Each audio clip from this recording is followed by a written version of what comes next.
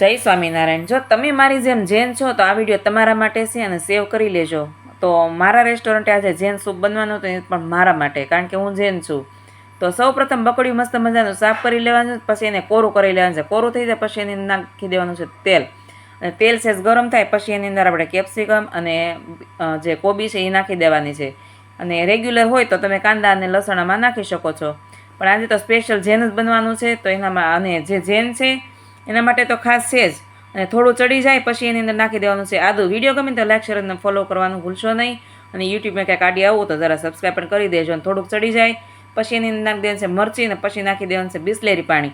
તો તમને એમ થતું હશે કે આ તો ભાઈ વિડીયા માટે નથી, તમે જ્યારે જમવા અમારી ત્યાં આવો ત્યારે તમને આવું જ મળે છે। અને પછી એની અંદર નાખી દેવાનું છે ગ્રીન ચીલી, પછી એની અંદર નાખી દેવાનું છે સોયા સોસ। સોયા સોસની પણ એક વાત અલગ છે, જો તમે બેડા હોય તો તમને આ સોયા સોસ લગાડી દો ને તો તમને ફટાફટ સારું થઈ જાય ને બળતું નથી।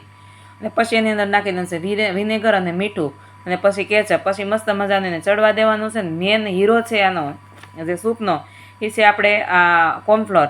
તો એની સ્ટરી કરીને પણ નાખી દે, જેથી કરીને આપણે સૂપ જેવું જાડું પતલું કરવું હોય એવું થાય। અને બસ આપણું સૂપ રેડી છે। તો પ્લીઝ જે જૈન છે બહારનું નથી ખાતા તો એ ઘેરે આ રીતે બનાવી શકે છે। અને મને રાજુ કે ચાલો ભાભી ટેસ્ટ કરતો, મેં તો ભાઈ પહેલી વાર ટેસ્ટ કરતો, મને તો બહુ મજા આવી।